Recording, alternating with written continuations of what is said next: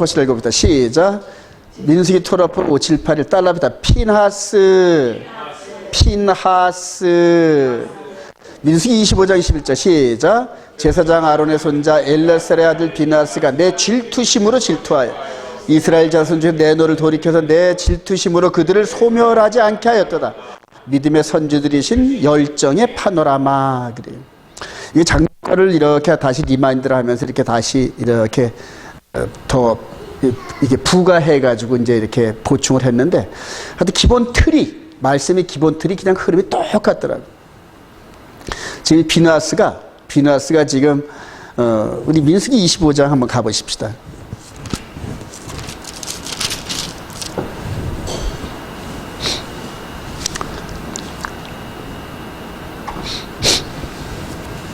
민수기 25장 1절 이스라엘이 시작.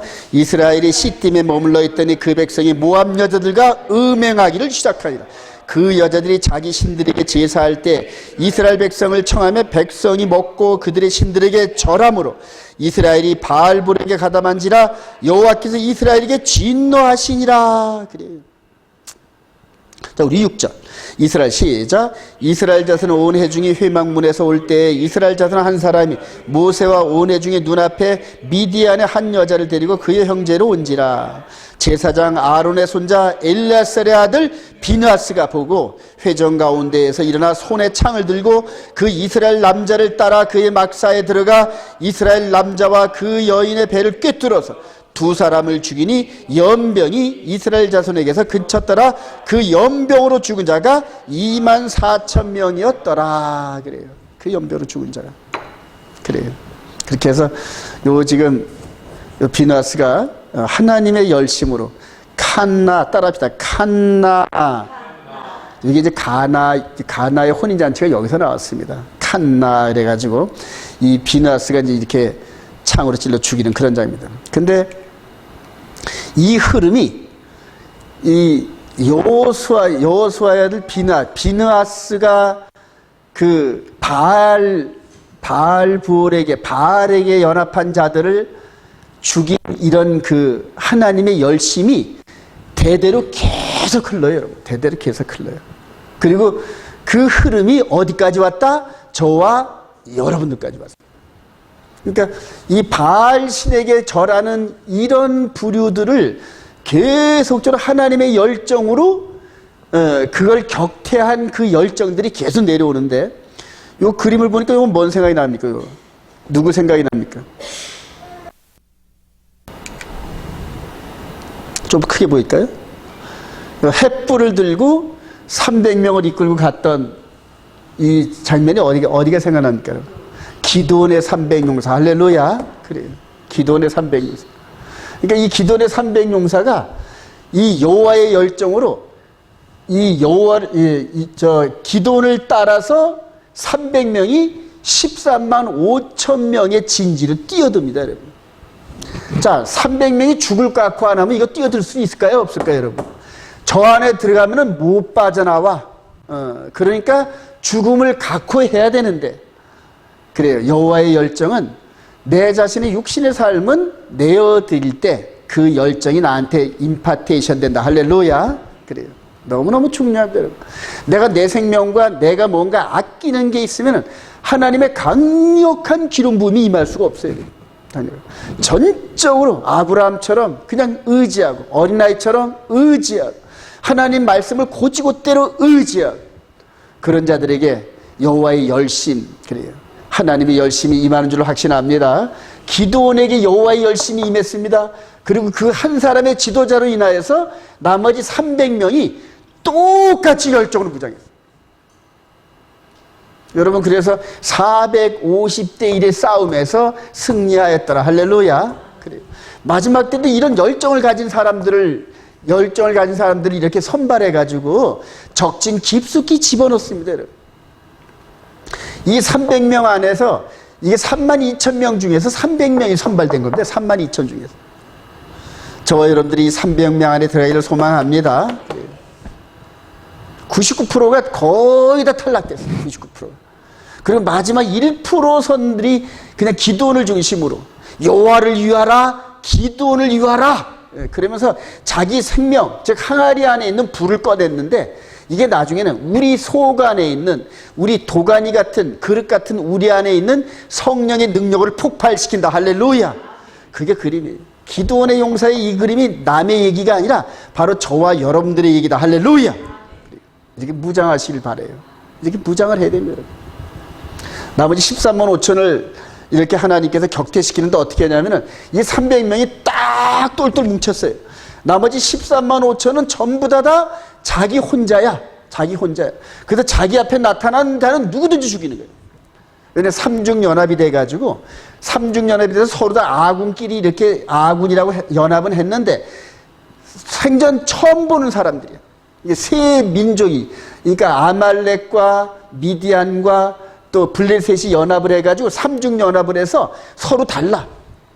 근데 이스라엘의 300명이 딱 와가지고 무장을 해가지고 적진 깊숙이 딱 들어가니까 싸움이 300대 1이 되는 거예요, 여러분. 이해가 되시나요, 여러분? 그래요. 이들은 각각 하나씩. 리더가 안 되니까 전부 혼비백산에 도망가잖아요. 기드온이 중심에 서가지고 생명을 낼 겁니다. 저는 오래전부터 늘 기도하기를 하나님, 기드온의 300용사 회집되게 해주세요 하고 기도 많이 합니다.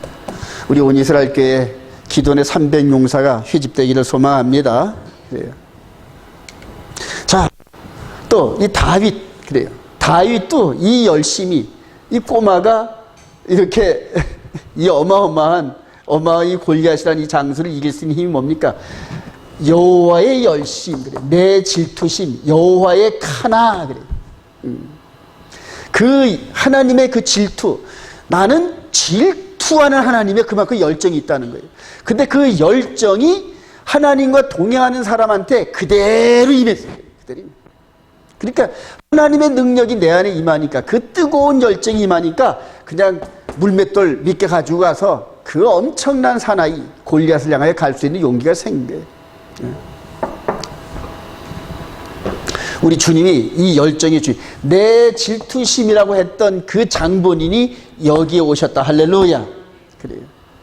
그래서 이 주를 향한 이 열심이, 주를 향한 열심이 그냥 못 참으시는 거예요.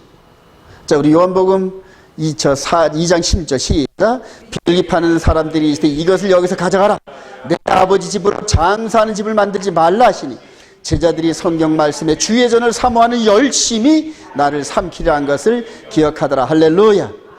오늘 이렇게 열심의 열정 가운데서 이 어마어마한 여호와의 열정이 이렇게 대대로 내려오는 그런 가운데서 저와 여러분들에게 임하시기를 먼저 주님의 이름으로 축원드립니다. 할렐루야. 이 열정을 사람들을 통하여 마지막 어마어마한 사건들을 하나님께서 일으키신 거예요. 자, 여호와의 질투심을 쌓은 비느하스, 아까 읽었으니까 그래요. 자, 민수기 25장 11절 시작. 제사장 아론의 손자 엘레살의 아들 비느하스가 내 질투심으로 질투하여 이스라엘 자손 중에서 내 노를 돌이켜서 내 질투심으로 그들을 소멸하지 않게 했다. 그러므로 말하라. 내가 그에게 내 편응하여 언약을 주니 그와 그의 후손에게 영원한 제사장 직분의 언약이라. 그가 그의 하나님을 위하여 질투하여 이스라엘 자손을 속죄하였음이라. 그래요. 다윗, 그래요. 우리 사무엘상 17장 45절 시작. 다윗이 블레셋 사람에게 이르되 너는 칼과 창과 단창으로 내게 나아오거니와 나는 만군의 여호와의 이름 곧 네가 모욕하는 이스라엘 군대의 하나님의 이름으로 네게 나아가노라.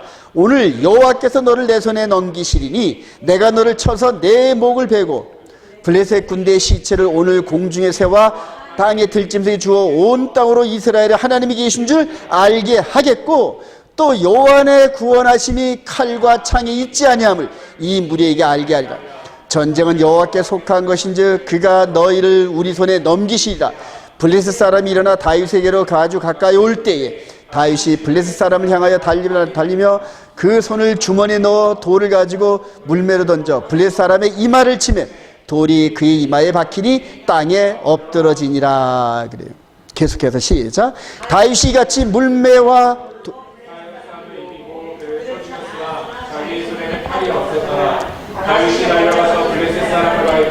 그의 칼을 그 칼집의 집에서 빼내어 그 칼로 그를 죽이고 그의 머리를 베니 블레셋 사람들이 자기 용사의 죽음을 보고 도망하니라.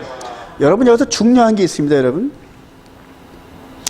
이때 다윗 소년이 소년의 자격이었을까요? 다른 자격이었을까요? 여러분, 사무엘한테 이미 기름 부음을 받았을까요? 안 받았을까요? 사무엘한테 기름 부음을 받았어요. 여러분. 네.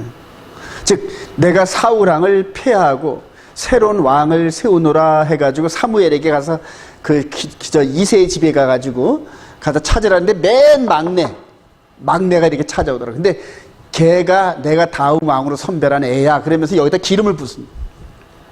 이스라엘의 왕의 자격으로 골리앗에게 나갔다. 할렐루야. 소년의 자격으로 나간 게 아니에요, 여러분. 이스라엘의 대표 주자란 말입니다. 자, 그런데 이 다윗왕, 왕으로 선별된 다윗이 나타나기 전에는 창을 그렇게 잘 쓴다는 사울왕도 겁이 나서 나오지를 못했어요, 여러분. 40일 동안 이 골리앗이 이스라엘 향하여, 야, 너희들 섬기는 하나님, 그게 무슨 하나님이 그래? 그 하나님 믿고 나한테 도전할 사람이 없어. 이러면서 40일 동안 맨날 조롱을 해요. 40일 동안 맨날 조롱을 해요. 한 사람도 이 대적자에게 나갈 자가 없더란 말입니다. 하나님께서 히든 카드로 한 사람을 딱 미리 기름 부어놓고 우연한 기회에 아버지한테 빵 몇 개 얻어가지고 형들한테 갖다 주고 와, 이 심부름을 하는데 이 전쟁터로 인도함을 받았단 말이에요. 그러니까 하나님께서는 우연을 가장한 필연이다. 할렐루야. 그래요.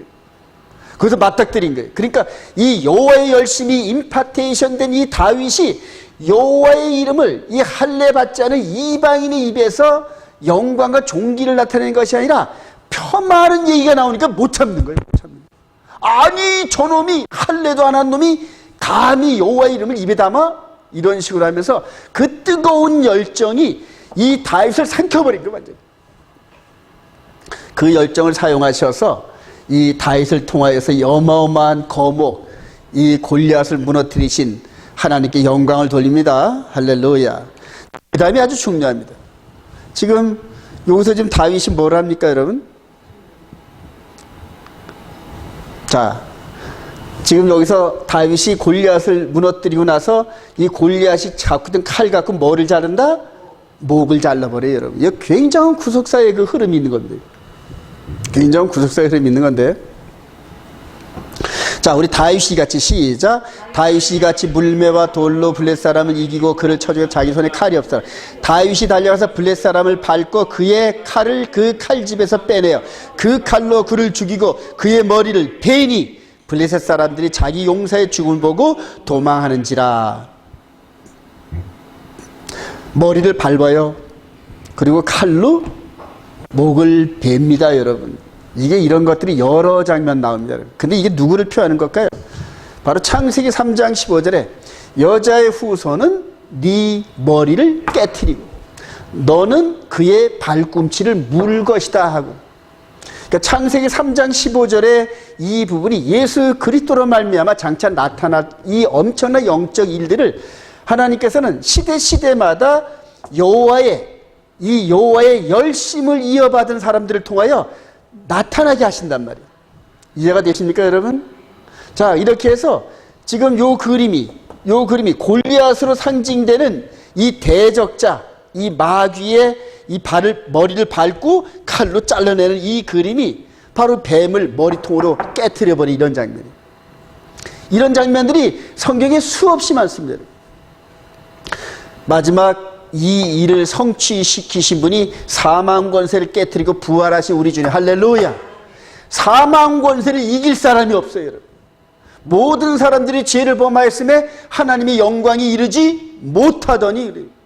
여러분, 하나님은 산자의 하나님입니까? 죽은 자의 하나님입니까? 산자의 하나님이에요. 근데 살아있지를 못하는 거예요. 왜냐하면 사망 권세에 붙잡혀 있어가지고 사망의 몸으로는 하나님께 나가서 예배를 못 드린단 말입니다. 그러니까 하나님께서 예배를 받으셔야 되는데 전부 사망에 붙잡혀 있어가지고. 요 이전에 한번 볼까요? 지금 요 골리앗을 깨트리기 전까지는 이스라엘 백성들이 한 사람도 못 나타나. 한 사람도 못 나타나. 이 골리앗에게 전부 다 갇혀가지고. 마찬가지로 이 마귀가 사망 권세를 움켜쥐고 있어서 이 사망 권세를 깨뜨리고 부활을 하신 이분이 나타나기 전까지는 하나님 앞에 나갈 사람이 없었단 말이에요. 저와 여러분들이 이제는 이분처럼 따랐다. 이분처럼 십자가에서 죽고, 십자가에서 완전히 죽고 장사되었다. 이게 지금 현재 진행형이에요.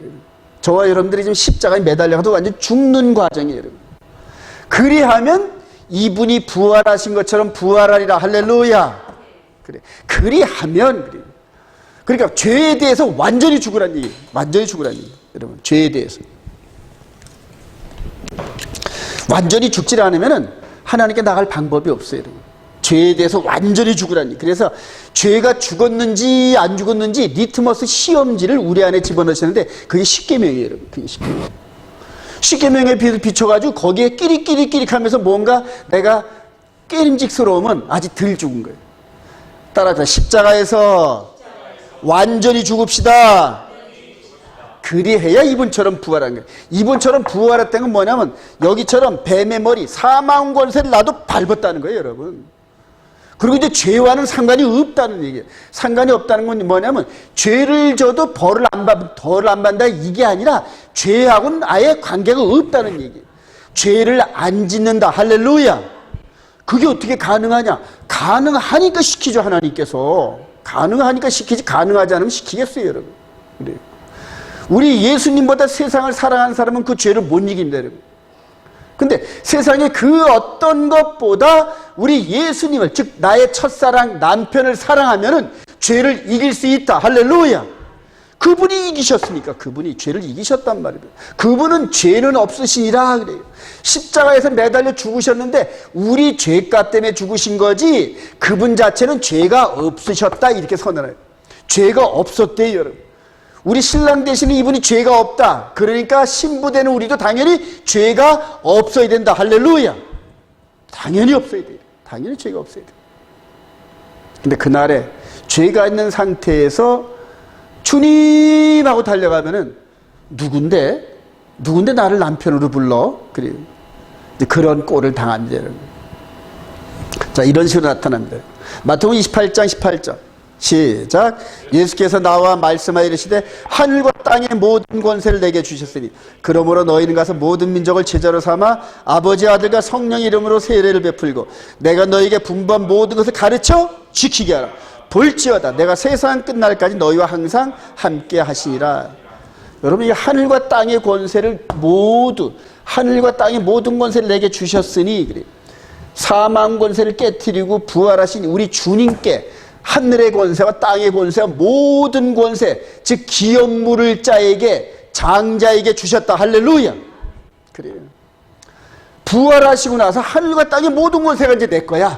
그 이전까지는 가짜 왕, 이 세상에 나보다 먼저 와서 왕 노릇하는 이 마귀, 뱀으로 묘사되는 옛뱀 마귀 사탄이 왕 노릇했는데, 그리고 너희들이 일생 동안 그 거짓 왕에게 붙잡혀가지고 종 노릇하고 있었어. 그래. 그러니까 그 마귀가 시키는 대로 죄를 지을 수밖에 없는 그런 구조였는데, 이제는 나를 구세주로 영접하면서 의의 왕, 평강의 왕, 권세의 왕이신 이분을 따라가면서 죄를 이길 수 있다. 할렐루야. 그래요. 죄를 이기시기 바랍니다. 죄를, 하나님의 거룩한 백성들은 죄를 이깁니다, 여러분.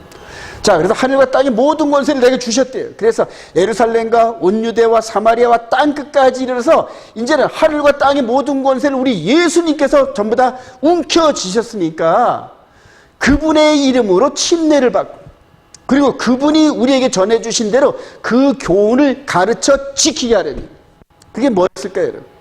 그게 바로 시내산에서 십계명을 주셨던 그분이 이제는 산상수훈에서 심령이 가난한 자여 하면서 말씀하시는 그런 가운데 나는 너희에게 이르노니, 옛사람 모세는 이렇게 얘기했는데 나는 너희에게 이르노니, 이런 식으로 하면서 십계명 자체를 영적인 그러한 교훈으로 변화시켜서 이전에 두 돌판에 기록됐던 그 말씀은 글자는 똑같은데 의미가 더욱더 완벽하게 됐어요. 완벽하게 됐어요. 이제 마음으로도 죄를 지으면 여러분 나중에 지옥불에 들어갑니다, 여러분. 성경에 그렇게 쓰여 있어요. 제가 그러는 게 아니라. 그래요. 그거를 회개하면서 죄를 짓지 않는 훈련을 하면서 이분 따라 가는 거예요. 가르쳐 지켜야 하라. 가르쳐 지켜야 하라. 할렐루야. 그래요. 자, 예수 그리스도의 열심입니다. 이사야 9장 6절 시작. 이는 한 아기가 우리에게서 낳고 한 아들을 우리에게 주신 바 되는데 그의 어깨는 정사를 메었고 그의 이름은 기묘자라 모사라 전능하신 하나님이라 영존하신 아버지라 평강의 왕이라 할 것입니다. 그 정사가 평강에 더함이 무궁하며 또 다윗의 왕자와 그의 나라에 군림하여 그 나라를 굳게 세우고 지금 이후로 영원히 정의와 공의로 그것을 보존할 것이라. 만군의 여호와의 열심이 할렐루야. 패션. 여호와의 열심이. 우리 주님이 오시기 700년 전쯤에 이사야 입술을 통하여서 이렇게 증언합니다. 이 모든 일들, 즉 그의 이름은 기묘자라 모사라 전능하신 이분이 임마누엘 하실 텐데 그 저변에는 만군의 여호와의 열심이 저변에 깔려있다. 그리고 이렇게 아까 소개한 대로 여호와를 향하는 그 열심이 이 아버지의 성전, 만민이 기도하고 아버지가 계신 그곳을 장사꾼의 모략의 장소로 바꿔놓은 이 부분을 못 견디는 거예요. 못 견디는 거예요. 감히 그때 당시 이런 일을 저지를 자가 누굽니까? 그래요. 전부 엎어버려. 마지막에 여러분들 하나님의 말씀을 뒤로 하고 대적하면서 이 바알을 따라가는 이런 일들이 수두룩 뻑적합니다. 지금. 여러분 지금 썬데이 워십이 아니에요. 그게 태양신 섬기는 겁니다. 여러분 태양신. 그게 원조가 바알입니다. 여러분 바알. 이제 이런 것들을 우리 느끼고 보면서 아무 말도 안 하고 침묵을 한다는 것은 직무유기예요. 여러분 직무유기. 예. 하나님께서는 썬데이에 예배를 받으신다는 게 성경에 전혀 기록이 없어요. 전혀. 영적으로 속지 마시기 바랍니다. 여러분. 그때 가는 게 지금 이 출애굽하는 과정에서 비느하스 시대 때에 바알 부올에게 가서 머리 숙이는 죄와 똑같습니다. 그게. 요한복음 2장 14절 시작. 성전 안에서 소와 말과 양 부들기 파는 사람들과 돈 바꾸는 사람들이 안녕을 보이시고 노끈으로 채찍을 만드사 돈 바꾸는 사람들의 손을 쏟으시며 내 아버지 집으로 장사하는 집을 만들지 말라 하시니 제자들의 성경의 말씀에 주의 전을 사모하는 열심이 이 주의 열심이 저와 여러분들에게 그대로 임하기를 소망합니다. 그래. 히브리서 12장 1절 시작. 이러므로 우리에게 구름같이 둘러싼 허다한 증인들이 있으니 모든 무거운 것과 얽매기 쉬운 죄를 벗어버리고 인내로서 우리 앞에 당한 경주를 하며 믿음의 주여 또 온전하게 하시는 이 예수를 바라보자. 그는 그 앞에 있는 기쁨을 위하여 십자가를 참으사 부끄러움을 개의치 아니하시더니 하나님 보호자 우편에 앉으셨느니라. 그래요. 우리 고린도 15장 3절 시작. 내가 받은 것을 먼저 너희에게 전하는 이는 성경대로 그리스도께서 우리 죄를 위하여 죽으시고 장사 지낸 바 되셨다가 성경대로 사흘 만에 다시 살아나사 게바에게 보이시고 후에 12 제자에게와 그 후에 500여 11절 12절 3절 시작. 너희가 피곤하여 낙심하지 않기 위하여 죄인들이 너희가 죄와 싸우되 아직 피 흘리기까지는 대항하지 아니하고 또 아들들에게 권하는 것 같이 너희에게 권면하신 말씀도 잊었다 일렀을 때 내 아들아 주의 징계하심을 경계하지 말며 아멘. 그래요. 여러분 우리 눈에 나타난 여호와의 열심입니다. 여러분. 만군의 주 여호와의 열심. 그래요. 여러분 이런 상태를 그냥 얼떨결에 우연히 당한 게 아니라 이렇게 전부 다 설계도가 되어 있어요. 여러분. 창세기 3장 15절에 선언하실 때 옆에 계셨던 예수와께서는 장차 내가 내려가서 육신의 몸으로 내려가서 이렇게 끌려가가지고 채찍에 맞고 그리고 모욕과 멸시를 당하면서 이렇게 양손에 양발에 못이 쿵쿵쿵 박히고 이게 디자인되어 있단 말입니다. 이게 디자인되어 있단 말이에요. 이렇게 나무에 매달려 가지고 그 십자가의 고통을 당하는 이런 것들이 설계도로 되어 있단 말이에요. 그러나 이 앞에 있는 이 부끄러움을 개의치 않으셨어요. 여러분. 여호와의 열심으로 이렇게 말씀하셨으니까 이렇게 된다는 얘기예요. 여러분. 마지막 겟세마네 동산에서 우리 주님이 몇 번 기도하셨다? 3번. 그런데 이 잔을 내게서 그냥 흘려보내기를 원합니다. 그러나 내 뜻대로 마시옵고 아버지의 뜻대로 되겠습니다. 3번씩 기도하면서 이제 이 스케줄대로 따라가는 것이 확정됩니다. 물론 가고 싶지 않아서가 아니라 그만큼 이 길은 예수님이라 하시더라도 기도를 통하여서 단단하게 그 하나님의 열심으로 무장되지 않으면 이거 못 간다는 얘기입니다. 못 간다는 얘기입니다. 그런데 이런 그 저변에는 부활의 장사되기까지 이 부분의 고난은 부활의 영광에 비하면은 아무것도 아니다. 할렐루야. 저와 여러분들이 그래요. 이 부활의 영광.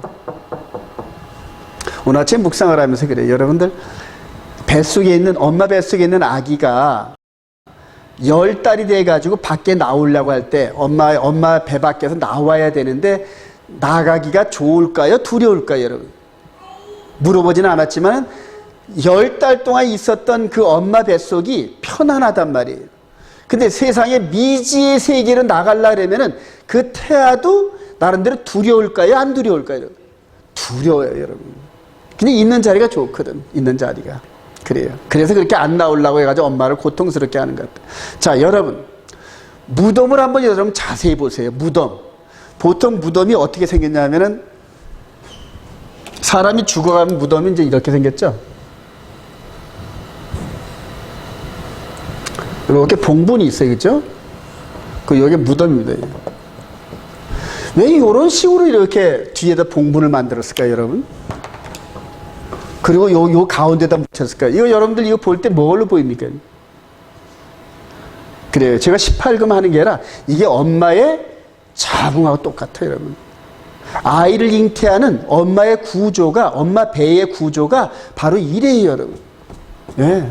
자, 그러면 저와 여러분들이 지금 이 세상에 살면서 다음 세상을 향하여 나가야 되는데, 즉 육신의 껍질을 벗고 다음 세상으로 나가야 되는데 두려울까요? 안 두려울까요, 여러분? 두렵잖아요, 여러분. 제가 태아가 두렵다고 생각하는 건 바로 현재 저와 여러분들을 생각해서 유추한 겁니다, 여러분. 지금 이 무덤 안에 들어가는 게 굉장히 두려워요, 여러분. 육신이 두려워요. 그런데 이 안에 들어가면서 새로운 세계로 간다. 할렐루야. 새로운 세계로 가는 거예요. 육신의 세계가 아닌 완전한 퍼펙트한 영의 세계로 가는데 똑같이 엄마의 자궁과 같은 그런 모습으로 우리가 들어간다는 말이에요. 두려워하는 자는 못 들어가요. 두려워하는 자는. 죽기를 무서워하는 자는 못 들어간다는 얘기예요. 그래서 우리 주님께서 이러하시기를 육신은 죽여도 영을 죽이지 못하는 저들을 두려워하지 말고 영과 육을 동시에 지옥불에 던지는 누구를 두려워하라? 하나님을 두려워하라. 할렐루야. 말씀을 두려워하라는 거예요. 말씀에서 벗어나는 걸 두려워하라는 말이에요. 맨 마지막에 죽음을 선택할 것이냐 아니면은 세상을 선택할 것이냐 둘 중에 하나 봅니다. 그게 짐승의 표사건입니다. 이 세상에 먹고 마시면서 사는 것을 선택할 것이냐 아니면 이 죽기를 선택할 것이냐 이게 짐승의 표 사건이에요, 여러분. 예. 여러분 짐승의 표를 받지 않으면 즉 앞으로 이 모든 재화를 전부 다 가두는 이런 그 가상화폐 시스템으로 자기가 남발을 받지 못하면은 지금 저금 통장에서 돈을 꺼내고 입금하고 모든 생활을 하는데 그게 바로 암호화폐 시스템으로 들어가는 거예요. 그때 적그리스도가 전 세계를 장악하면서 전 세계의 모든 금융을 이 암호화폐 시스템으로 전부 다 집어넣고 전 세계를 하나로 만듭니다. 이게 경제적으로 하나를 만든단 말이에요. 경제적으로.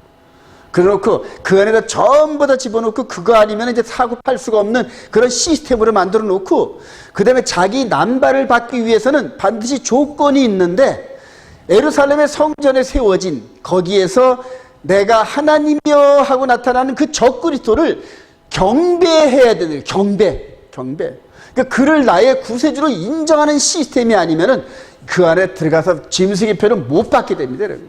그러니까 짐승의 표는 절대 강제로 주는 게 아니에요. 강제로. 그래요.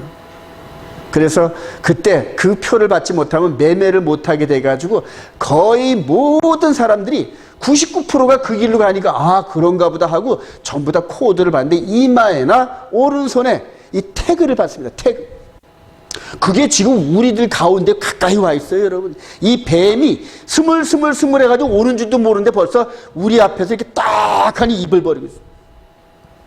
이제는 제3성전이 세워지는 곧 그 시스템이 다가오는데, 그때에 여러분들이 평상시 하나님의 절대적인 말씀을 의지하면서 세상 것을 포기했던 훈련을 하는 사람만이 맨 마지막에 내 육신을 포기합니다. 그래요. 그거 이겨낼 사람이 거의 없어요, 여러분. 그거 제가 계속 10여 년 전부터 계시록과 함께 이 짐승에 표현된 이런 분을 연구를 하는데, 어느덧 지금 가상화폐 시스템이 전 세계를 전부 다 뒤엎고 있어요, 여러분. 예. 앞으로는 이 돈 갖고 어디 가서 못 사 먹어요, 여러분. 여러분 폰에 들어있는 QR코드 갖고 전부 남발을 찍잖아요, 여러분. 근데 이제 그런 것들이 분실 염려가 있고 이래가지고 전부 사람한테 간단하게 태그를 받아가지고 어디 가든지 그 사람 코드 고유 넘버가 있어서 자기의 블록체인, 가상화폐 이 통장하고 연결돼가지고 이거 아니면 결제가 안 되는 거예요. 예. 아, 그 기술이, 그 시스템이 벌써 와 있다니까, 벌써. 저는 아주 전율을 느끼고 놀라워요. 예. 너무너무 놀라워요. 너무 놀라워요. 그래요. 이 열심, 마지막 때 죽기를 각오하고 부활의 영광의 열심, 이 열심이 아니면은 절대 못 벗어납니다. 그래서 이 히브리서 기자가 그렇게 얘기한 거예요. 너희가 피곤하여 낙심하지 않고 죄인들이 이같이 자기의 일을 참으신 일을 생각하고 너희가 죄와 싸우되 아직 피 흘리기까지 대항하지 아니하고 그래. 피 흘리기까지 싸우래. 피 흘리기까지. 지금 아주 제가 이 교계를 바라보면서 영적으로 이게 바라보면서 너무너무 가슴 아파요, 여러분.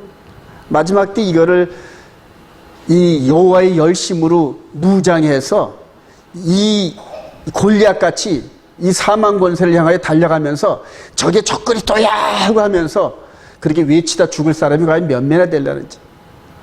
기돈의 300용사가 가능합니다. 자, 그런데 신약시대에 그런 그 일꾼들이 비느하스, 그 다음에 기드온, 그 다음에 엘리야, 다윗 같은 그런 하나님의 패션으로 하나님의 이 열심으로 무장됐던 사람들이 신약시대의 대표적인 누구냐 하면 바울사도예요, 여러분.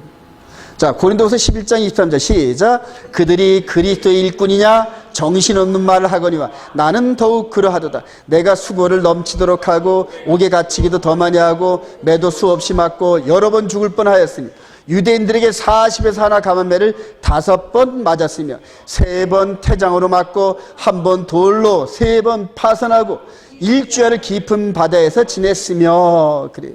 그리고 맨 마지막에 이제 3차 전도여행까지 끝나고 나는데 자기는 로마로 가고 싶어 미치겠는 거예요. 로마로 가고 싶어 미치겠는데 로마로 가는 길은 안 열리고 되려 예루살렘으로 돌아오게 하네. 그래요. 이 바울사도의 일생인데 로마로 가고 싶은데 예루살렘을 통과하래요. 가는 과정이 이렇습니다. 사도행전 20장 22절 시작. 보라 이제 나는 성령에 매여 예루살렘으로 가는데 거기서 무슨 일을 당할는지 알지 못하노라. 오직 성령이 각성에서 내게 증언하여 결박과 환난이 나를 기다린다 하시나 내가 달려갈 길과 주 예수께 받은 사명 곧 하나님의 은혜의 복음을 증거한 일을 마치려 하면 나의 생명조차 조금도 귀하게 여기서로 아지 아니하노라. 기돈의 300용사도 자기 생명 안 아꼈어요, 여러분. 예. 그러니까 자기 생명을 조금이라도 아끼고 두려워하는 자는 이 대열에 참여를 못한다니까요. 이 대열에. 믿음의 선진들의 열심을 따라가시를 소망합니다. 그러면서 이 바울 사도의 열정, 이 바울 사도 다메섹에서 우리 주님 만나고 스데반 집사를 돌로 쳐 죽이는 현장에 검사 역할을 한 것도 사실은 여호와를 향하는 열심이 있어서 그래요, 여러분. 이 사람 죽이는 현장에 검사로 파손되는 거 싫어하잖아요, 사람들이. 근데 내가 가겠다고 그냥 자발적으로 해가지고. 왜냐면 이런 놈은 죽어야 돼. 성전과 하나님이 주신 모세의 할례에 대해서 입을 감히 열다니. 이런 놈은 죽어도 싸. 그러면서 솔선수범해서 사람 죽는 현장에 자기가 검사 자격으로 파손을 해요. 이런 놈은 죽어야지 그래. 나중에 이제 로마서 10장에서 그래요. 자기 동력자들, 옛날 함께 동력했던 동문으로 했던 사람들이 하나님께 열심히 있으나 하나님의 지식을 따라간 게 아니라 자기 열심을 따라갔다는 거예요, 여러분. 그래서 구원에 이르지 못한다는 거예요. 예. 그걸 이제 바울 사도가 나중에 깨달은 거예요. 즉 이 영적인 지혜 속에서 자기가 옛날 하나님을 섬기는 바리새인으로서의 그 일들을 회상해 보니까 얼굴이 뜨끈뜨끈뜨끈해서 못 견디겠어. 전부 내 열심이었던 거야. 내 열심이. 남들에게 높아 보이고 거룩해 보이고 잘난 척 보이고. 저도 그랬으니까요. 근데 그게 아니에요. 우리 주님께서 말씀해, 너희들 중에 지도자가 되려면 가장 낮은 자가 되라. 그래. 낮은 자, 가장 낮은 자. 높은 데 가가지고 상좌에 앉아서 늘 대접받는 그게 지도자가 아니라 가장 낮은 곳에서 가장 약한 사람들을 섬기는 게 가장 큰 지도자다. 할렐루야. 세상의 나라하고 정반대잖아요, 여러분. 제가 언제부턴가 이런 부분들이 몸에 배가지고 그냥 섬겨주고 싶어요. 나보다 나은 분들은 더 잘하게끔 계속 섬겨주고 싶고 그 한 사람을 높이고 귀한 종을 만들고 싶고 막 그런 마음이 막 솟아나는 거예요. 솟아나는.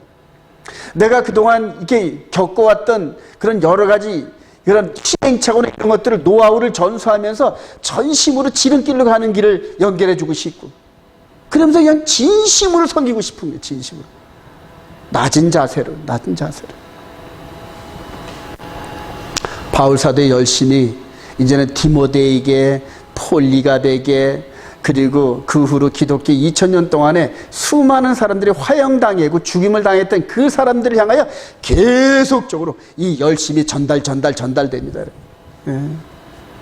자기 열심이 아닌 여호와의 열심으로. 그게 성령 충만이라는 거예요. 성령 충만. 저와 여러분들이 마지막 때 이 바울 사도를 통하여 전해줬던 이방인들에게 첫 번째 전해줬던 이 복음의 바톤을 몸 안에 마음 안에 새기면서 예루살렘을 향하여 마지막 대단원의 장을 내리기를 소망합니다. 그래요. 자, 이제 마지막 짐승을 탄 음료와 택하신 바들이 나와요. 이제 저와 여러분들에게 이제 맡겨진 사명입니다. 여러분. 지피지기면 백전백성이라 적이 누군지를 알아야 될 거 아닙니까? 그래야 이길 거 아닙니까? 자, 우리 계시록 17장 1절 시작. 또 7대접을 가진 7 천사 중 하나가 와서 내게 말해 이르라 보라 많은 무리에 앉은 음녀가 받을 심판을 내게 보이리라. 땅의 임금들도 그와 더불어 음행하였고 땅에 사는 자들도 그 음행에 포도주에 취하였다 하고 곧 성령으로 나를 데리고 광야로 가니라. 내가 보니 여자가 붉은빛 짐승을 탔는데 그 짐승의 몸에 하나님을 모독하는 이름들이 가득하고 7머리에 10뿔이 있으며. 여자에서 여자는 이 계시록에서 여자는 교회를 얘기합니다, 여러분. 근데 변질된 교회를 얘기해요. 짝퉁 교회. 즉 모세를 통하여 있었던 광야 40년을 광야 교회라 합니다. 이제 예수 그리스도 안에서 오순절날 성령의 기름 부음으로 태독됐던 그 교회가 진짜 교회입니다. 할렐루야. 그 교회가 성령으로 충만한 교회 안에 이제는 이스라엘 백성 정체성과 이방인의 정체성의 구별이 필요 없어요, 여러분. 누구든지 예수 그리스도를 나의 구주로 영접하면은 그 교회로 들어간다. 할렐루야. 그래서 이제부터는 침노하는 자, 하늘 나라는 침노하는 자. 누구든지 할례자나 무할례자나 여자나 남자나 구분이 없어요. 예수를 나의 구주로 나의 왕으로 나의 주인으로 섬기면은 그 안에 들어가가지고 이제는 거룩의 여정으로 걸어가는 그 스타트가 이 예루살렘에서 출발해가지고 예루살렘과 온 유대와 사마리아와 땅끝까지 이르러서 이제 거의 땅끝이 같다는 얘기예요. 그리고 다시 시작됐던 그 복음이 시작됐던 예루살렘을 향하여 복음의 마침표를 향하여 달려가고 있는 거예요. 거기에 누가 지금 도사리고 있다? 음녀가 도사리고 있어요. 계시록 10절에 나오는 이 7머리 10뿔은 계시록 12장에서 또 나타나는데 해와 달을 입은 그 여자를 통해서 나타나는데 아이를 낳으면은 죽이려고 등장하는 그게 바로 헤로드 한 사건이거든요, 여러분. 하늘에서는 영적으로 눈에 보이지 않는 7머리 10뿔의 이 여자와 7머리 10뿔이 대적하는 이 영적인 싸움이 있었어요. 근데 땅에서는 동정녀 마리아가 잉태를 하고 베들레헴에서 애를 낳고 그리고 땅에 보이는 존재인 헤로드 왕을 통하여 그 아이를 죽이려는 현상으로 나타난단 말이에요. 근데 이제 그 교회가 하나님의 도우심으로 이 교회를 형성하고 그 교회가 어디로 빠져나왔다? 이방 지역으로 빠져나왔단 말이에요. 이거 갔다가 돌아올 줄을 미리 알고 이렇게 기다리고 있는데 계시록 13장에 바다에서 한 짐승이 나오는데 7머리 10뿔이란 말이에요. 몸은 표범 같고 그래요. 날개를 달았고 발바닥은 공 같고 입은 사자 같은, 그러니까 동일 짐승이 그대로 이 이방 지역을 끝내고 돌아오는 이 교회를 또 삼키려고 이러고 있다. 또 삼키려고. 초대교회 때는 예수님과 함께 12제자와 조그만 공동체인데 그걸 삼키질 못한 거예요. 들풀처럼 퍼져나가는 이 교회의 파워를 이기지 못한 거예요. 그리고 이방 지역까지 쫓아오질 못하는 거예요. 이방 지역에서는 성령이 딱 가로막고 있어요. 야 이놈아, 너는 네 때에 나타나. 맡겨진 3년 반, 후 3년 반에 나타날 때를 딱 막아놓고 성령께서 지금 이방 지역을 한 바퀴 삥 도는 거예요. 그런 가운데서 다 구원의 일은 아니에요. 성령의 감동을 받으면서 예수가 나의 구세주고 이 영적 비밀을 깨달으면서 아, 우리가 가야 할 곳이 있는데 누구를 따라간다? 예수님을 따라 아버지의 나라로 간다. 할렐루야. 신부의 작용으로. 그래요. 그렇게 가는데 또 요 일곱 머리 열 뿔 된 자가 또 기다리고 있는데 창세 이후로 이 후 3년 반 같이 어려울 때가 없어요, 여러분. 근데 다 어려운 게 아니라 하나님의 계명과 예수를 믿는 증거를 가진 자들한테만 어려워요, 여러분. 왜냐면 그것만 솎아내니까. 그것만. 그러니까 이 일곱 머리 열 뿔로 펼 때는 적그리스도한테 가서 할렐루야 이렇게 하고 표를 받으면 마음대로 사고 팔고 할 수 있어. 그리고 이제 그게 천년처럼 계속될 것 같아, 그 평화가. 그게 잘못된 천년왕. 유의하시기 바랍니다.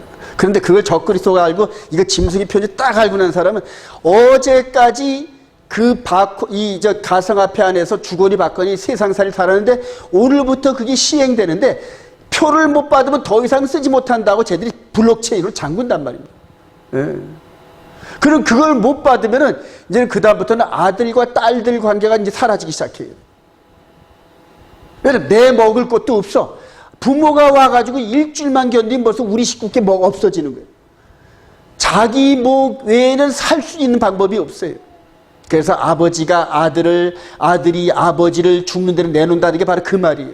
그때가 되면은 나와 내 식구들 외에는 다른 사람들을 대접할 수 있는 게 없어요. 철저하게 모든 게 배급제. 왜냐하면 전부 다 오지 시대가 돼가지고 전부 다 음식물과 모든 상품에 전부 바코드를 달아버려요. 그리고 그 바코드를 사는데 내 돈이 내가 이 블록체인 안에 있는 내 돈에 그거가 체크가 돼가지고 누가 뭘 언제 어디서 샀는지까지 전부 다 체크가 돼버려요. 어디 가가지고 뭘 했는지까지. 지금도 전화기 갖고 다니면 우리 행적들 전부 다 기록되잖아요, 여러분. 그게 오지 시대, 그게 오지 시대. 그러니까 모든 사람들이 슈퍼 컴퓨터 안에 모든 게 갇혀야 돼요. 그 시스템 안에 들어가지 못하면 살 수 있는 방법이 없어요, 여러분. 그걸 장악한 게 적그리스도란 말이에요. 이해가 되시면 아멘. 이제는 그게 곧 지금 막 부동되려 그러니까 거의 준비가 됐어요. 마지막 적그리스도 나라가 지금 눈앞에 다가오는데 아직까지도 세상에 이런 것들이 젖어가지고 눈이 세상 껴서 향하고 있어요.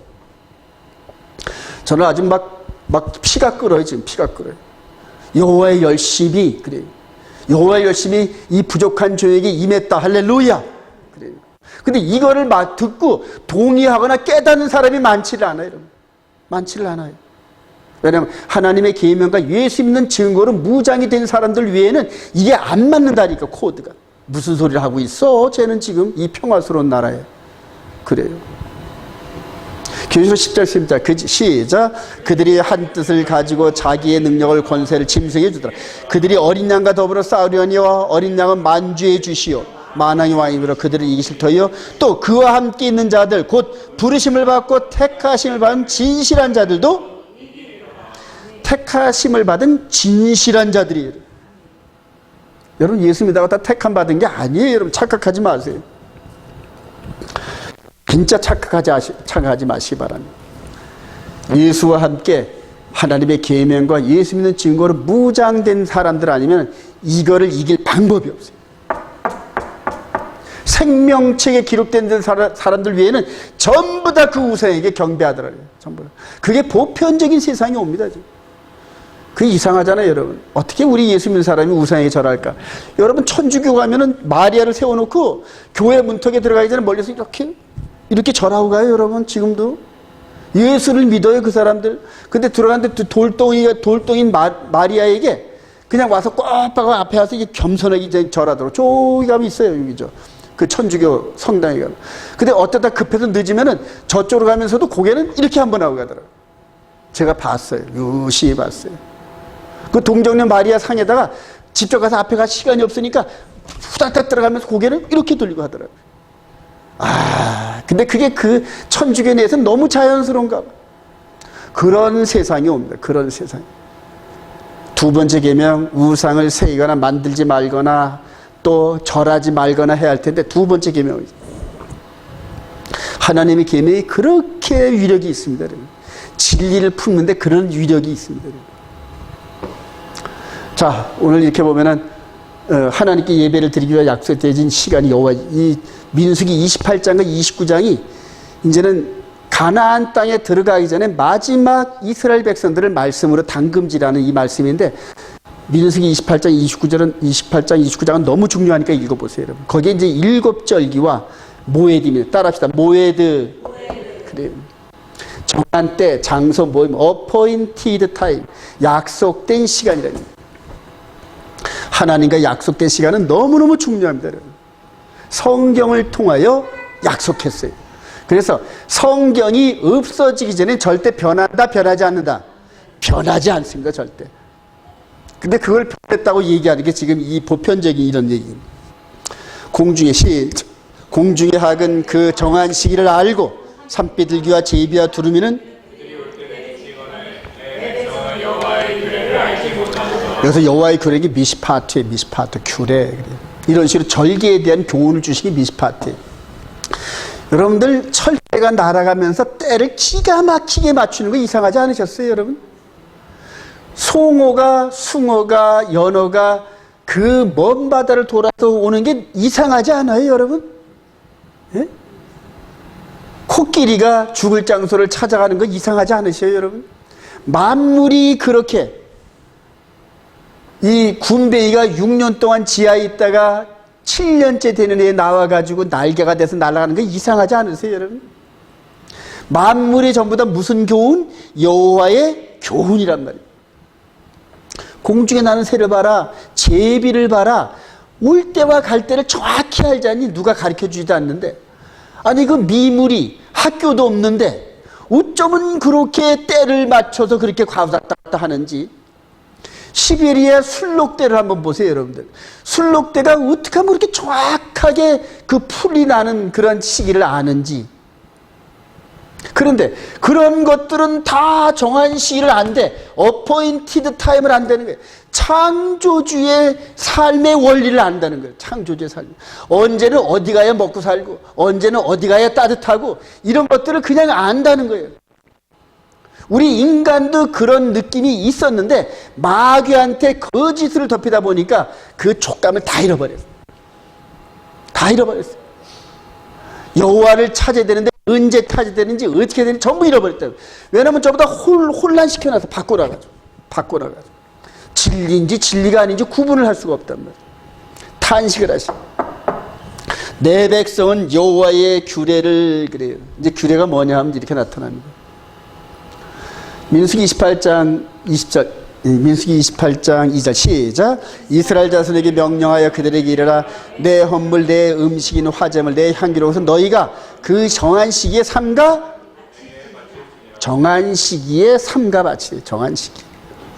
9절 시작. 안식일에는 1년 되고 흠없는 순양 2마리와 초하루에는 숫송아지 2마리와 순양 1마리와 1년 되고 흠없는 순양 7마리로 여호와께 번제를 드리되, 첫째 날 열대째 날은 여호와를 위하여 지킬 유월절이며 7.7절 처음 익은 열매를 드린 날은 너희가 여호와께 새 소제를 드릴 때에도 성회로 모일 것이 아무 일도 하지 말 것이며, 7달에 이르려는 그달 초하루에 성회로 모이고 아무 노동도 하지 말라. 이는 너희가 나팔을 불라이.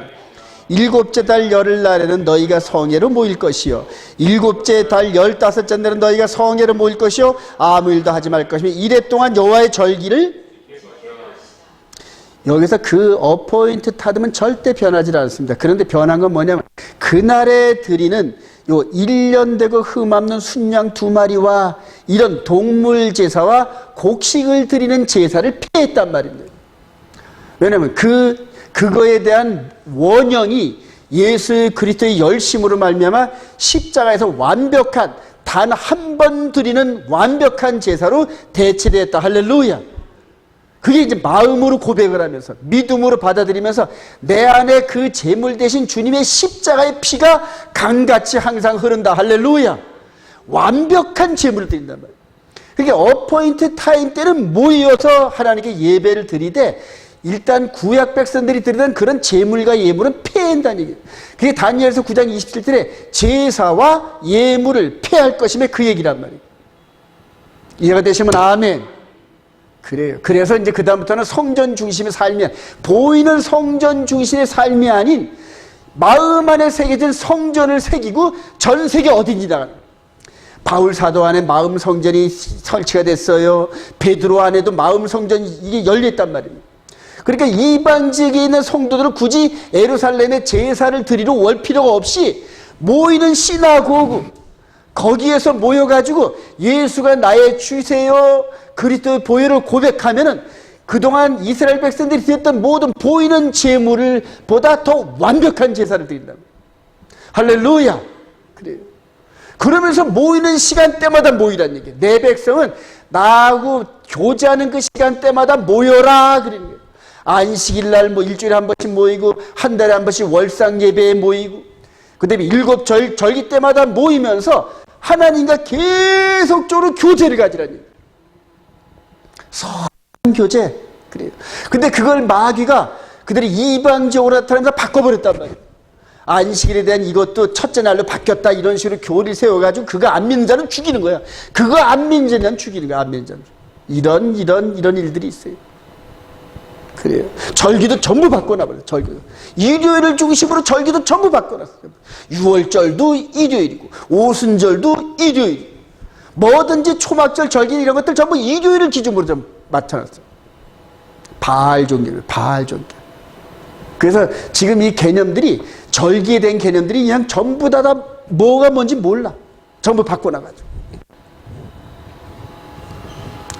창세기 1장 14절 시작. 하나님이 이르시되 하늘의 궁창에 광명들이 있어. 여기서 계절로 번역된 게 이게 모에드입니다. 모에드. 이거 히브리 뿌리를 통하여서 이거를 이 원어를 모르면 이 구조를 모르게 되어 있어요. 여러분. 그래서 이스라엘 민족들을 그렇게 죽이려는 거예요. 모이지도 못하게. 왜냐하면 그들이 모이면 누구의 모에드가 나타난다? 하나님의 모에드가 나타난단 말입니다. 그러니까 자기들이 일요일이 예배라고 하는 거짓말이 드러나거든. 그러니까 유대인들을 죽이려는 거예요.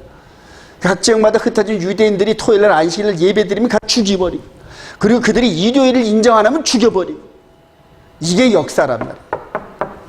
하나님의 모에들을 이스라엘 백성들에게 심어놨단 말입니다. 심어놨단 말이에요. 그들이 모이면은 안식일 예배를 드리고 절기 예배를 드리고 6월절 예배를 드리는데 날짜가 서로 달라. 그러니까 개신교 즉 썬데이 그룹에서 했었던 이런 모든 절기가 이스라엘 백성들과 지키는 이 절기와 다르니까 어떤 게 진짜냐는 얘기. 어떤 게 진짜냐는 얘기. 말씀을 맡은 맨 처음에 맡은 민족이 누구다? 유대인이. 유대인은 말씀을 맡은 민족이다. 인정하시면 아멘. 그들이 그 말씀을 맡았는데 하나님을 섬기기를 잘못 섬겨가지고 그렇게 의도 터지고 징계를 받은 거지 그 말씀 자체가 잘못된 건 아니란 말입니다. 이제는 이스라엘이 열리면서 많이 회복되어 가는데 거기에 어마어마한 또 함정이 또 있더라고요. 봄절기, 유월절, 무교절, 초실절, 오순절, 나팔절, 대속절, 초막절, 장막절 이게 징조와 계절 즉 네 번째 날에 인간들이 만들어지기 이틀 전에 하나님께서 이렇게 절기를 미리 만들으셨는데 뭐를 기준으로? 해와 달과 별을 기준으로 만들었다. 인정하시면 아멘. 근데 그 날짜를 바꾸려면 하늘의 이 운행 스케줄을 전부 바꿔야 되는데 그걸 기준으로 여호와의 절기가 나타나는데 이거를 바꾸려면 하늘의 천체에 대한 모든 구조를 바꿔야 되는데 그게 가능하겠어요, 여러분? 그거를 지금 믿는 게 이상하단 말이에요. 예, 그거를 믿는 게. 그만큼 사람들이 어리석어요, 여러분. 똑똑한 것 같은데 제일 만물 중에 부패한 게 사람들의 마음이고, 간사한 게 사람들의 마음이고, 또 무식한 게 사람들의 마음이고, 똑똑한 것 같은데 전부 무지하더라. 너무너무 얍삭하고 거짓말 잘하는 사람들 자기가 똑똑한 것 같죠? 하나님 앞에서 그거보다 어리석은 자들이 없어요, 여러분. 거짓말로 모면하고 남의 걸 속여서 먹느라고 해석을 재미있고 맛있어 하는 자들은 나중에 모래알 씹듯 같은 그런 그들이 나타납니다. 성경에 기록되어 있어요, 여러분. 저도 옛날에 거짓말을 잘했는데 이제는 거짓말을 할래 할 수가 없어요. 목에 칼이 들어와도 거짓말을 못하게 돼 있어요. 구조를 이렇게 바꿔놓으시죠, 하나님께서. 그래요. 왜냐하면 거짓말을 해서 어떤 현실을 모면하는 이런 경험이 있는 사람들은 나중에 짐승의 표 사건 때 또 거짓말로 모면하다가 넘어집니다. 그냥 우직하게 그냥 죽더라도 거짓말 안 하고 죽어야 돼. 이렇게. 나는 그건 못 받아요. 나는 예수를 믿기 때문에 예수님께서 나의 주인께서 이마나 손에 뭐 받지 말랬어요. 그럼 죽는데 죽어도 좋아요. 그래요. 그런 사람들만이 우리 예수님의 신부가 될 수 있다. 할렐루야. 이 절기, 이 스케줄대로 우리 주님께서 이렇게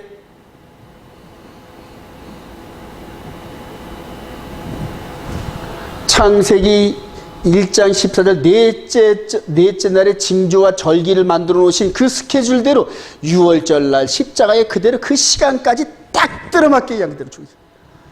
시간까지 딱 들어맞았어요. 6월절 양이 목에가 따가지 피를 흘리는 그 순간에 다 이뤘다 하고 고개를 푹 숙이십니다. 네. 실제 골고다 언덕의 양 대신 그분과 모형으로 매년 한 번씩 죽었던 6월절 양이 죽은 시간이 똑같더란 말이에요. 그 시간에 이 성전의 이 지성소와 성소를 맡고 있었던 그 휘장이 위에서부터 아래로 쫙 찢어졌더라. 할렐루야. 바로 이분이 몸이 찢어지는 그 순간에 가로막혔던 그 성전의 휘장, 하나님과 우리 인간 사이에 가로막혔던 그 휘장이 두께가 이렇게 돼가지고 양쪽에서 말이 몇 팔씩 이렇게 끌어도 안 찢어지는 거랍니다. 그게 밑에서부터 찢어진 게 아니라 위에서부터 찢어졌다. 위에서부터. 이제는 예수 그리스도를 통하여 하나님과 우리 사이에 장벽이 사라졌다. 할렐루야. 그래요. 그게 6월절 사건이에요. 6월절. 이스라엘 절기를 1월 14일 정확하게 1월 14일. 근데 우리는 보면은 이 절기를 일요일 타임라인으로 맞추느라고 어떤 때는 1월 18일도 되고, 하여튼 지멋대로 갖다 놓고 일요일을 맞추느라고. 어떤 때는 6월절이 지난 이전에 또 6월절을 지키고, 어떤 때는 또 십자가에 죽으시고 한참 있다. 왜냐하면 전부 이방 절기 시스템에 맞추다 보니까 전부. 지금 교회 절기하고 내가 맞춰보니까 너무 엉터리예요. 무교절날 장사 되시고, 초실절날 퍼스트 프루트, 즉 첫 이삭을 흔들어 바치는 그날에 제사장들한테 항상 첫 이삭을 갖다 바치는 게 초실절이에요. 제사장님 올해도 하나님께서 축복해 농사가 잘 됐어요. 보리 농사가 잘 됐네. 그래서 가장 잘된 그 보리 한 단을 이렇게 싸가지고 제사장한테 갖다 주면은 제사장이 그거를 하나님 앞에 흔들어. 하나님 올해도 첫 열매를 주셨어요 하고. 근데 그 시간대에 정확하게 우리 주님이 부활하셨다. 할렐루야. 그걸 바울 사도는 부활의 첫 열매, 따라합시다. 부활의 첫 열매. 할렐루야. 이런 어마어마한 절기를 미리 이정표로 보여주신 그 절기를 마귀는 어떻게든지 막으려는 거예요. 어떻게든지 마귀는. 근데 때와 법을 바꾼다 그래. 마귀. 때와 법을요. 계명은 우리가 거룩하게 하는데 필수적이란 말이에요. 때는 모에드는 하나님을 만나서 하나님의 거룩함을 드리는 아주 필요한 시간 타임이란 말이에요. 그거를 바꿔놔가지고 야바이꾼들이 막 섞어놓은 것처럼 그렇게 해서 그냥 눈이 이렇게 돌아가면서 어떤 게 진짜지? 그래요. 그럼 많은 사람들이 가는 게 진짜겠지 하고 따라가다가 넓은 길로 다 가는 거예요. 오순절날 우리 주님이 승천하시고 열흘 만에 정확하게 40일 동안 제자들과 함께 하늘나라에 대해서 새로운 패러다임으로 죽기 이전, 부활하기 이전의 제자들의 가르침과 부활한 이후의 가르침이 다르겠죠, 여러분. 예. 그래도 부족하니까 올라 승천하시는 데는 열흘 만에 정확한 오순절 타임 때 성령이 임하시더라. 할렐루야. 그때부터 우리 예수님과 성경에 기록된 것이 딱 일치가 되는 거예요. 이분이 메시아구나. 그리고 내가 마지막 날에 너희들에게 뭘 부어주리라? 성령을 부어주리라. 할렐루야. 자녀들은 환상을, 아비들은 뭐를 보고요? 아비들은 환상하고 자녀들은 예언하고 청년들은 꿈을 꾸고, 아비들은 꿈을 꾸고 아비들은 예언을 하고. 즉 이전에 이 속 사람이 죽어서 하나님의 그 하신 일들을 느끼지도 못하고 보지도 못했는데, 이제는 예수 그리스도로 말미암아 죽었던 자가 살았다. 할렐루야. 살아있는 자에게 하나님이 영을 부어주니까 하나님의 지혜와 관점이 보이는 거예요. 선과 악이 보이는 거예요. 십계명을 기준으로 딱 보니까는 사람을 볼 땐 그런 대로 괜찮은데, 십계명을 딱 비춰보니까 하나님의 관점에서 심판의 기준이 보입니다. 하나님의 심판의 기준을 따르려는 거예요. 여러분, 사람들을 세상의 법정에 세우는 이런 법에 그 거짓말들이 전부 다 판치는 그런 세상의 법정에 그걸 기준으로 맞추려는 게 아니에요, 여러분. 예. 놀랍습니다, 여러분. 그리고 이제는 이 오순절과 나팔절 사이에 긴 기간이 필요한 이 부분을 하나님께서 은혜 가운데 이방인에게 할당하셨다. 할렐루야. 이게 이방인의 시간이에요. 여러분, 이 구조를 잘 하시기 바랍니다. 이방인의 때가 끝나갑니다. 이제 거의 이제 나팔절이 다가옵니다. 대속절이 다가옵니다. 초막절이 다가옵니다. 이 절기 안에서 하나님께서 모든 스케줄을 끝내세요. 이 절기 안에서. 네. 그래서 히브리 뿌리대 최고는 계명과 이 절기를 깨닫는 거예요. 그리고 그 안에 직접 참여를 해봐야 되는 거예요. 참여해야 내게 되지 아는 것 갖고 되는 게 아니에요, 여러분. 음식을 내가 입에서 먹어야 내 양식이 되는 거지, 어휴 맛있게 생겼네, 이거 갖고 영양분이 되는 게 아니란 말이에요. 음식을 먹어야 영양분이 되는 거예요. 즉 이 절기도 마찬가지. 그 안에 뛰어들으면서 이런 의미를 말씀을 통해 깊이 묵상하면서 내 걸로 소유하고, 1월 14일, 15, 16 이런 스케줄을 따라서 매년 한 바퀴씩 돌 때마다 그 한 해에 주시는 영적인 영양분이 우리 안에서 축적이 돼가는 거예요. 축적이 돼가는 거예요. 그리스도의 장성한 분량이 이르시기를 소망합니다. 그래요. 너무너무 중요합니다, 여러분. 골로새 2장 16절 시작. 그러므로 먹고 마시는 것과 절기나 초하루나 안식일 이유로 누구든지 너희를 비판하지 못하리라. 이것들은 장래일의 그림자이나 몸은 그리스도의 것이라. 이거를 개신교 목사님들은 폐했다는 관점으로 해석을 해요, 여러분. 그러므로 이거 다 폐했으니까 너희들한테 절기나 초하루 이런 거 뭐라고 묻지 마라. 그럼 왜 폐했으면 왜 일요일 예배 주일 성수하라고 이렇게 난립니까, 여러분? 예. 하나님께서 정한 시간을 폐했다라면 왜 일요일 날 대예배를 드립니까? 월요일 날 드리면 안 됩니까, 여러분? 화요일 날 드리면 안 됩니까, 여러분? 주들이 만들어 놓은 그러한 짝퉁 절기나 안식일을 굳게 지키라고 말해놓고, 성경에서 나오는 절기나 초하루나 안식일을 지키면 뭐라 그래요? 왜냐면 폐했으니까. 그거 지키면 이단이란다. 바울 사도가 절기나 초하루나 안식일을 폐했다는 관점으로 가르쳤을까요? 아니면 지키라는 관점으로 가르쳤을까요? 당연하죠. 지키. 이게 이스라엘의 안식일과 절기와 계명 빼면 아무것도 없어요, 여러분.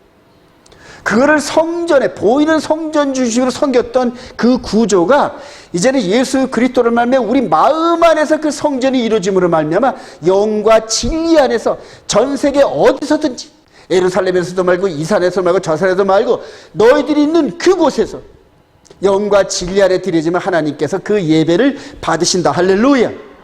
그래요. 바로 그런 구조란 말이에요. 근데 이 구조를 폐했으니까 이거를 지키라면 이단이다, 이런 식으로 얘기를 한다. 너무너무 그래요. 그러니까 해석을 그렇게 해놨어요. 계속 해석을, 이거는 폐했다는 사람의 생각으로, 자꾸 그 생각으로 이 성경을 해석하니까 그렇게 뉘앙스가 나오는 거예요. 하늘이 두 쪽 나도 이거 폐할 수 있는 방법이 없습니다. 믿으시면 아멘. 그래요.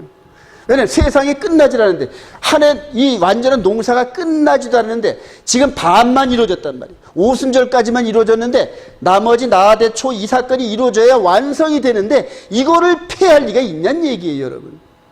결코 그럴 수 없느니라. 동의하시면 아멘. 말씀을 굳게 믿으세요, 여러분. 말씀을, 세상의 교리나 많은 사람들의 얘기를 믿지 말고 말씀을 믿으세요, 여러분. 말씀을요. 예. 다니엘의 70일의 여호와 절기다. 너무 중요해요. 다니엘서 9장 24절 시작. 내 백성과 내 거룩한 성을 위하여 이른 이래를 기한으로 정하였나니. 허물이 끝나며 죄가 끝나며 죄악이 용서되며 영원한 이가 드러나는 환상과 예언이 임하며 또 지극히 거룩한 이가 기름 부음을 받으리라. 하나님께서 이렇게 정하신 거 믿으시면 아멘. 70일을 정해놓으셨다니 하나님께서 그렇게 정해놓으셨대. 내 백성과 내 거룩한 성을 위하여 70일을 기한으로 정해놨대. 요 안에 허물이 그치며 죄가 끝나며 죄악이 용서되며 영원한 의가 되며 환상과 예언이 응하며. 여러분 천년왕국도 환상과 예언인 거 믿으시기 바랍니다. 이사야서에서 나오는 어린아이가 독사의 굴에 손을 넣고 사자가 풀을 먹고 이게 환상입니까? 예언입니까? 환상일 수도 있고 예언일 수도 있잖아요. 여러분. 그러면 그걸 전부 다 천년왕국의 개념으로 끌어다 놓고 해석을 하는데, 그러면 그게 어디 안에서 이루어져야 된다? 70일의 안에서 이루어져야 된단 말이에요. 인정하시면 아멘. 이제 마지막 종말론 싸움이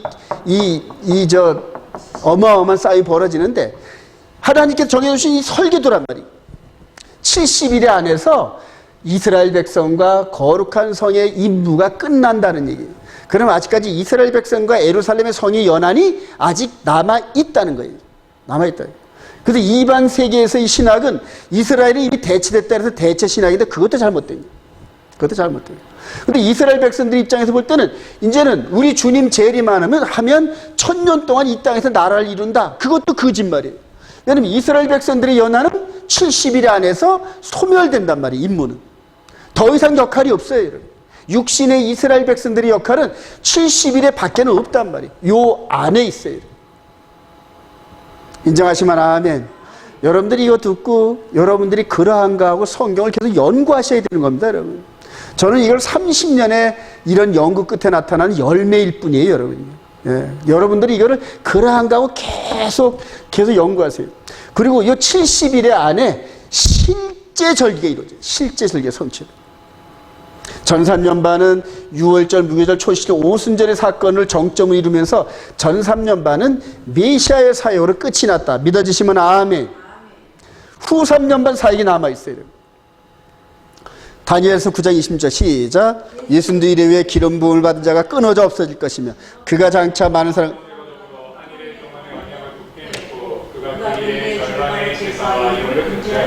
그래요. 이거를 지금 전부 다 그가 장차 많은 사람과 더불어 할 때 요게 메시아의 사역인데 이거를 적그리스도 사역으로 아주 많이 반역을 했어요. 이스라엘 백성들이 전부 다 이거를 적그리스도로 해석한 세대주의 관점을 따라가고 있어요. 여러분. 그래서 성전 제사를 그렇게 사모하는 거예요. 그가 한 일해 동안에 새 언약을 굳게 맺고 그 언약의 중보 제물로 자기 몸을 단번에 드리셨다. 할렐루야. 그리고 이제까지 드려졌던 매번 월삭이나 절기 때 모여져 드렸던 여러 가지 예물과 피제사 드림을 어떻게 했다?